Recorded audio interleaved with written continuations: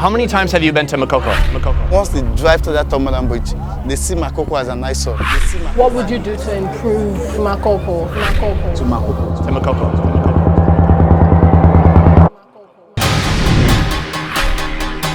Lagos, Africa's most populated city, is also home to the world's largest floating village. Look at that. The smoke is just billowing out of here. What? That's just like a big piece of plastic playground equipment. Oh man, we are in the middle of a traffic jam right now. We're causing it actually. Oh shit. Thousands of residents living in homes above the water, resting on stilts. Ever since I was born, I've been living on water. We have thousands of our men that they don't go to the land side because whatever they need here is on the water. Here you'll find one of the most unique cultures anywhere. Whoa, this is like a floating grocery store right here. From the food, I feel like I snorted a jalapeno. to the local economy. We have a group of people that base in fishing. But each day, their way of life is being threatened. As big as the community is, there's nothing I can point out and say this is what the government have done. The only time the government needs us is time for election, time to vote. Welcome to the water city of Makoko.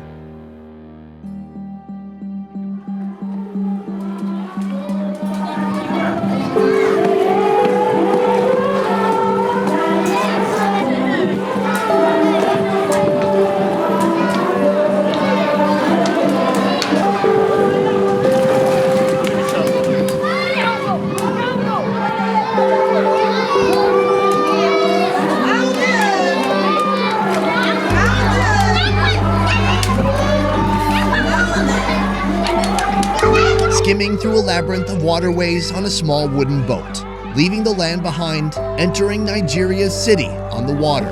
Hello. Folks here get their sea legs from a young age. There's no other option. Kids, adults, they maneuver from boat to boat with ease and precision. But some of us still need time to adjust. Please do not flip this. Here, amidst the winding waterways and chaotic clattering of boats, Whoa, what's this? there's a system that makes sense. Did you hear that? Yeah. What is that? A way of life that only locals know. That is a church.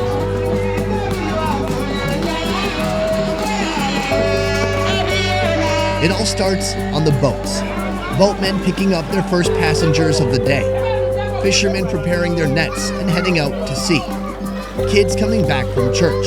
They have those here too. And hawkers. Whoa. Self-contained floating food markets offering goods on the go. This is like a mobile grocery store. Here she's got a little bit of everything.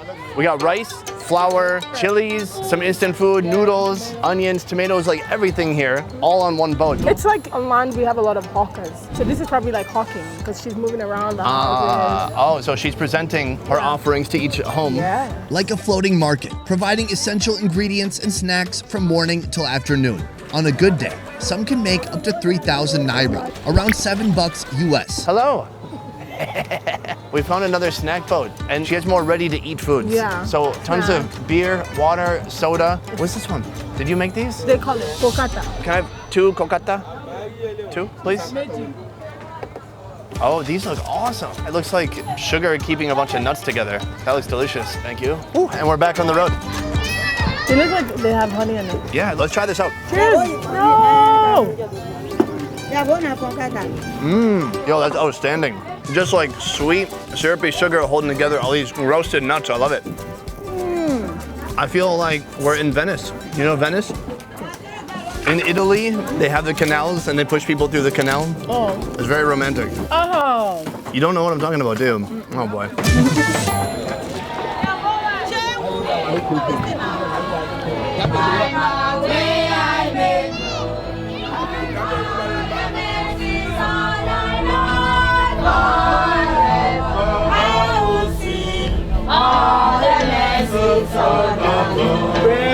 How many times have you been to Makoko? I can't count. You can't count, many times. At first I used to come to just see the building and then I came to do my video with the first and now I'm coming again. I can't count.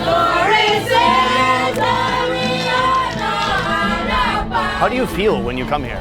At first, when I came here, I'm not gonna lie, I was heartbroken because I didn't even think something like this would exist.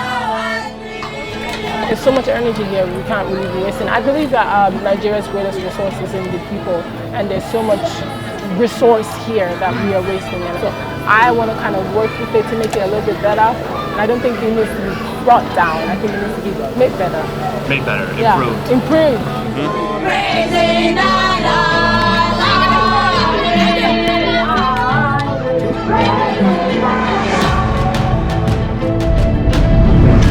Some say it's the world's largest floating city, the Venice of Africa. Makoko was not planned, but born of human necessity. This place started as a fishing village, settled in the 19th century. Wow, what is he making? That looks awesome. Hello, look at this. Oh, for fishing. Wow. Now, it's home to more than 200,000 people. Most of the structures here rest on stilts above the Lagos Lagoon. It's a spectacle that can't be missed as you cross the nearby mainland bridge.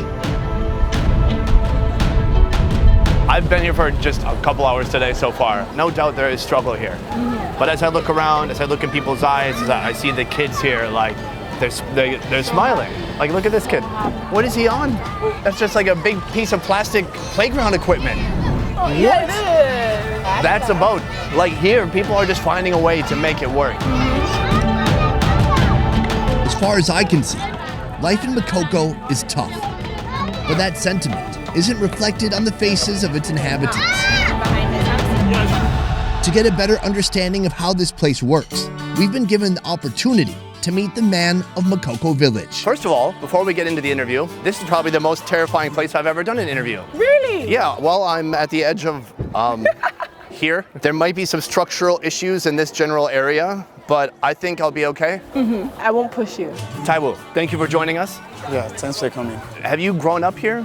Yes, I was born here on water. TAIWO's father was named Chief after TAIWO's grandfather passed away at the age of 115. Soon, he himself will be expected to take on this responsibility. How deep is the water here? It's 5 feet. I'll be okay. Yeah, so if you fall in, you're gonna be this far over. If you fall in, just stand up. Are people using this water for anything? You know, this water here, we don't use it for anything. We have a borehole where we get our drinking water from. The only time we use the water is when it's raining season. The kids jump into the water to learn how to swim. That's pretty important here, I think, huh? Do you know how to swim? Yes, I do. Nice. Since you were born, you've been here in this village growing up. How has this place changed since you were a kid? We have a bar where we catch fun on every Sunday. We go there to dance. Okay. If you want to barb your hair, we have barbing salon, hair stylist. But the changes I can ever see so far is the kids going to school. Because before, we don't go to school. Living on water is part of our culture. Everybody based on fishing. When your dad is going out for fishing, you go with your dad, you learn how to fish. Fishing is a primary means of livelihood for the Makoko community. This single industry drives the economy here, so it's an essential generational skill for nearly everyone. The women work the market, the men work the boats, cruising into the ocean, dropping their nets, and bringing back something to sell.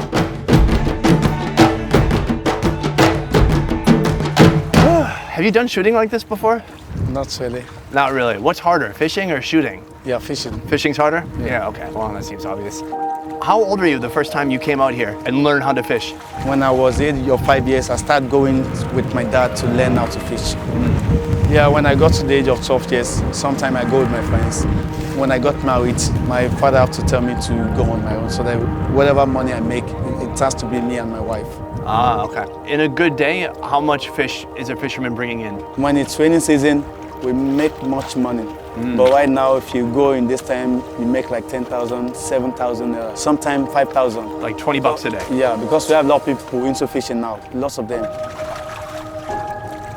In this process, I can say the women make much money than the men. So we just have to come back with the fish. So we give the fish to them, so they take it to the market. If the price change, they know that's in the market. We don't know about it. So when we come back, we scale the basket for them 2,000. So they pay us our money 2,000.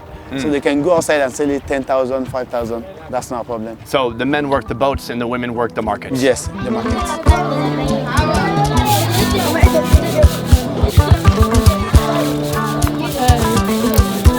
This is like the next step of the fishing process. After you net the fish, you come here to a smokehouse. When I was on the second floor looking across Makoko, there's smoke coming up everywhere. Are these smokehouses everywhere? Yeah, you know, like I said, as Makoko is a fishing village. You know, all the smoke you see coming out, these are the smoke of fish. Every house have a house where they smoke a fish. Okay. If you build a house, you must build a place where you smoke your fish. Have you had this kind of fish? Yeah, you know what's crazy? Every time my mom buys this all the time. I think every single family online buys this. And I'm just now realizing, wow, this is actually where it comes from. Right, this is the origin. Yeah, how are you doing? You seem a little sad, like you're tearing up. I have very sensitive eyes. Oh, the smoke. Oh, I thought you were getting emotional about smoked fish. I am actually getting. What kind of fish is this? This one, we call it PANLA. Baila. The fish are placed over coals, where they'll smoke and dry out for over 12 hours. From here, these fish are distributed throughout the city and surrounding area, except for sometimes when they're eaten here first. Preparation for dinner is underway right now. We're cooking up food. I should say she's cooking up food for about 10, 15 people. This is Lydia, TAIWO's wife and also today's chef. I'm lucky enough to be invited to join a meal with 3 very local, very common dishes in this area. On the side here, this is the smoked fish we saw earlier, and I think I'm going to try it out. Can I eat this? I can eat it? Thank you. Look at that. It's like a fish eating its own tail. All right, I'm going to break it. I pull its foot out of its mouth. The flesh comes off the bone pretty easy. It's not super dry. It's not like a jerky. It's just still soft inside. Did you want some? Oh, you do? Awesome. Cheers. It's soft. It's not a super strong taste. A bit smoky, which is to be expected. It almost like mock crab legs. You guys know that. Oh, you guys ate real crab legs? I didn't know anything about that growing up. It's a little sweet, a little smoky. That's good. And plentiful. I mean, this is getting eaten all the time in this village. How do you say yummy? Odu. Odu. It's sweet. Yeah. I thought it was yummy, but it's sweet too. Cooking is underway. The 3 dishes use PANLA fish as their main protein. What makes each dish stand out is the sauce. First up, Onutchonu, white onion, salsa, a mixture of tomatoes, red chilies, and red onions. Salt to taste, then add the fish. Next up, FUFLU. Palm oil is added to a hot pot. More onions, more salsa, then crayfish seasoning, salt, and finally a generous portion of dried fish. Finally, Galidodo, a thick stew with the same familiar ingredients. Look at that. But this time, she adds even more onion, water, dried fish, and cassava flakes, mixed and boiled until it becomes thick. How many people are living here? We have more than 200,000 people, but the children are more than the adults. Oh, there's more children than adults. Yeah. In this Makoko, we don't have support from the government. The only time they need us time for election, time to vote. Right. He made a lot of promises. When he got to the power, nothing has been done.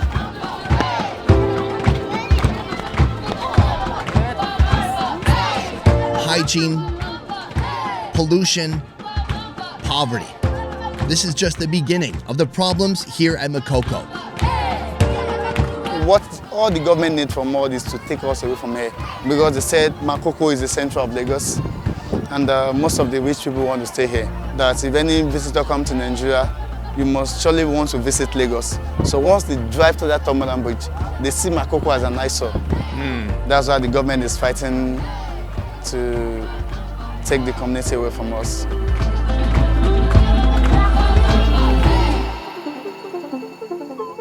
The government and this village are at an ongoing standoff.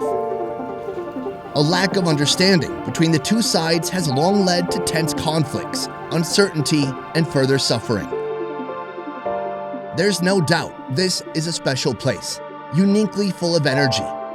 It has its own color and culture, built by a resourceful, perseverant community. These tough conditions have produced tough people. But still, all people need opportunity to thrive. Amen. Let your spoon go down. Yeah. Okay, yes. Yeah, take it from the bottom. It smells fantastic. Say eshema. Eshema. That means thank you. Oh, thank you, Eshema. Yo, hold on. There's some food under the table. What is it? But we call it kana. Kana. Oh, it's like maize. Yeah. Oh, so this is gonna be like my fork, my spoon, my knife is right here, Yeah. right? So I can just grab a piece like that, scoop up some fish, scoop up some oil. Whoa. Oh man, that is spicy though. That's delicious, but that is spicy. Oh, I like spicy. I like spicy too, but man, I feel like I snorted a jalapeno. You like this one? The fish is so good. It's so intense, but it's got like smoky, meaty fish and then a ton of spice to it. Is that your second bag? Ah, that's the shit right there. Okay.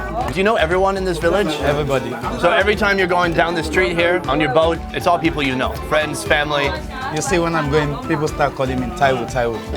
How often do you have everybody like this? That's when we have a party. Oh, it's a party now. I'm here. I like people here are powerful, but that's just a Sunday afternoon for you. Yeah. No big deal. I didn't try this one because this one is also also fish, also tomato, but then they've got some cassava flakes to thicken it up. Bro, that's delicious. This is no joke. I thought I loved this one, but I love this one more. Really? I'm cheating on this one with this one. So I was talking to her earlier and I said just being here for a short time, it's maybe half a day now, I'm so impressed because obviously there's struggle here, but you wouldn't know it from the way everyone's acting. You know, everyone's upbeat, loud, happy, smiling, dancing, singing. It's just very impressive to me. What do you think is the future for MAKOKO? Yeah, I think the future for MAKOKO now is, let me say, education. That would be the best. I think once they start going to school, they start learning other trades from outside. They start learning other work to do. Some of them can get work outside and live fishing. Mm-hmm. But do you think kids are getting educated but staying here, or is the goal to get educated so they can move out and do something else? Once they get education, or if they are educated, none of them want to stay here. They want to get a better place to live than here. And that's okay with you? It's okay.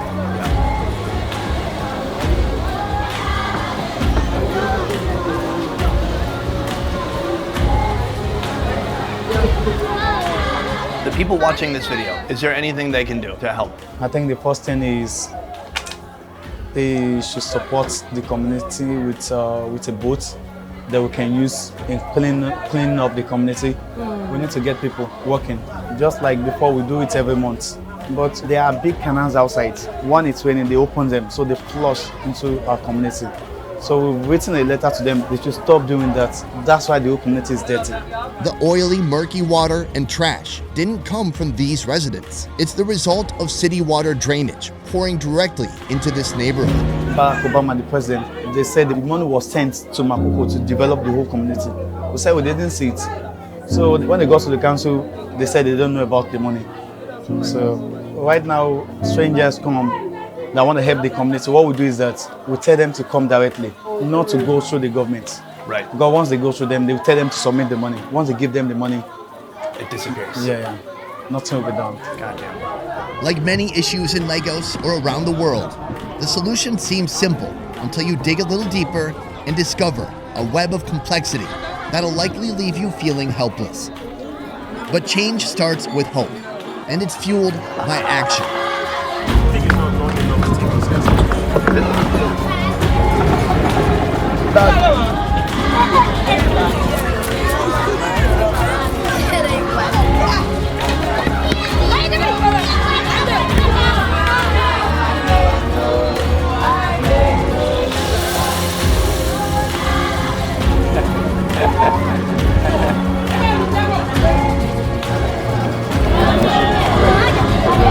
This is probably the coolest, most remote, unusual bar I've ever been to in my life. I like the vibe in here. Right, it's a good vibe. So last time you were here, you were actually contributing by doing some art.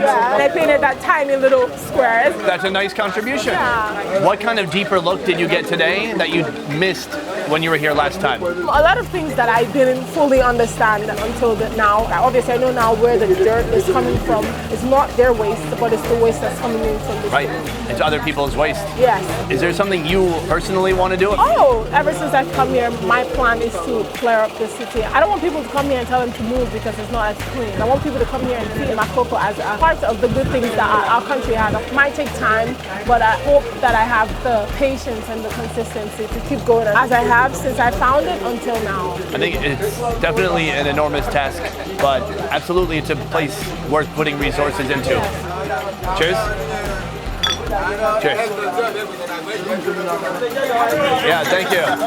Thank you. From researching and shooting to editing and mastering, our 10-person Best Ever Food Review Show team works hard to roll out the highest quality travel food entertainment twice a week. If you like what we do here, please consider supporting our Patreon. Patreon allows fans of the show to contribute a monthly sum and receive a load of extras like early video releases, private Q&As, and beyond. To learn more about our Patreon, check out the link in the description box down below. And if you can't give or don't even feel like it, that's okay too. We're just happy you're here. Thank you to NYEKACHI for joining me for this epic journey here in Lagos in Nigeria. You can follow her on her Instagram, as you see here on the screen, and her many adventures this year and beyond. That is it for this one, guys. We will see you next time. Peace. All right, this is the first time a co-host has been taller than me. Freaking me out. Don't worry, the young shall grow. The young shall grow. Young shall grow.